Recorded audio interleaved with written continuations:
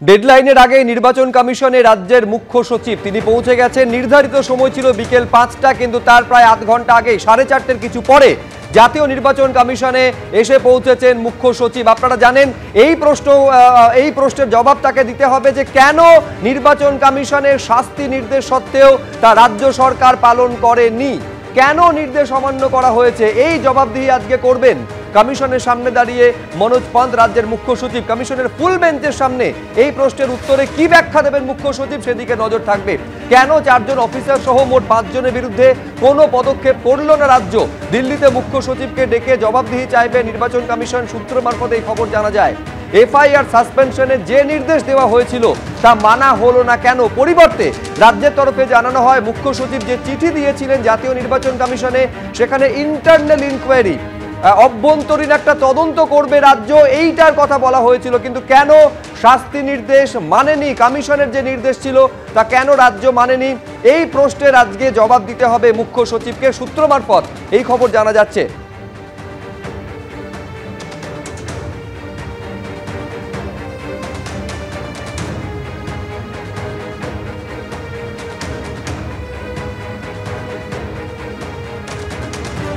দুই প্রতিনিধি সরাসরি আমাদের সঙ্গে রয়েছেন, নয়াদিল্লি থেকে রয়েছেন বিজেন্দ্র সিংহ এবং আমাদের আরেক প্রতিনিধি রুমা পাল রয়েছেন আমাদের সঙ্গে। কিন্তু শুরুতে বিজেন্দ্রর কাছে এইটা জানতে চাইবো যে বিকেল 5টার মধ্যে আসতে বলেছিল জাতীয় নির্বাচন কমিশন, নির্ধারিত সময়ের আগেই পৌঁছেছেন, কিন্তু এইটা আমাদের জানাও যে ভেতরে কি চলছে। যখন তিনি নির্বাচন কমিশনে ঢুকছেন কোনো প্রশ্নের জবাবে কিছু কি বললেন মনোজ পান্ত? দেখো, এই মুহূর্তে মনোজ পন্ত রয়েছেন এই ইলেকশন কমিশনের বিল্ডিংয়ের ভেতরেই, যেখানে গ্রাউন্ড ফ্লোরে কিছুক্ষণ তাকে ওয়েট করতে হয়েছিল। রিসেপশন যেখানে রয়েছে সেখানে, যেহেতু 5টার আগেই তিনি চলে আসেন, তাকে 5টার আগে আসতে বলা হয়েছিল। তিনি আজকে ইলেকশন কমিশনে যখন আসেন তখন যে নিচে রিসেপশনে রয়েছে সেখানে কিছুক্ষণ ওয়েট করেন, তারপরে তাকে লিফট দিয়ে উপরে নিয়ে যাওয়া হয়েছে এবং সেখানে খুব সম্ভবত চিফ ইলেকশন কমিশনার বা ইলেকশন কমিশনারদের সঙ্গে তার মিটিং হচ্ছে এই মুহূর্তে। যে কৈফিয়ত চাওয়া হয়েছিল ইলেকশন কমিশনের তরফ থেকে সেটা লিখিত আকারেও তিনি নিয়ে এসেছেন, যেহেতু ফিজিক্যাল প্রেজেন্স তাকে বলেছিল ইলেকশন কমিশন, সেখানে তাকে আসতে হবে। এবং যে নির্দেশিকা ইলেকশন কমিশন থেকে পাঠানো হয়েছিল অফিসারগুলোকে সাসপেন্ড করার জন্যে, যারা ভুল নামগুলোকে, ফেক নামগুলোকে ভোটার লিস্টে তুলেছিলেন, তাদের বিরুদ্ধে সাসপেন্ড করা হোক তাদের এবং এফআইআর করে তদন্ত করা হোক, এই নির্দেশ দিয়েছিল সুপ্রিম ইলেকশন কমিশন। কিন্তু সেটা সেইভাবে মানেনি রাজ্য সরকার। তারা কিছুটা চেঞ্জ করে শুধু তাদেরকে ইলেকশন ডিউটি থেকে সরিয়েছে, সেটাতে সন্তুষ্ট হয়নি ইলেকশন কমিশন। এবং তারপরে দেখা গেল কি চিফ সেক্রেটারিকে তলব করা হয় ইলেকশন কমিশনের তরফ থেকে। আজকেই ডাকা হয়েছিল, তিনি আজকেই এসছেন।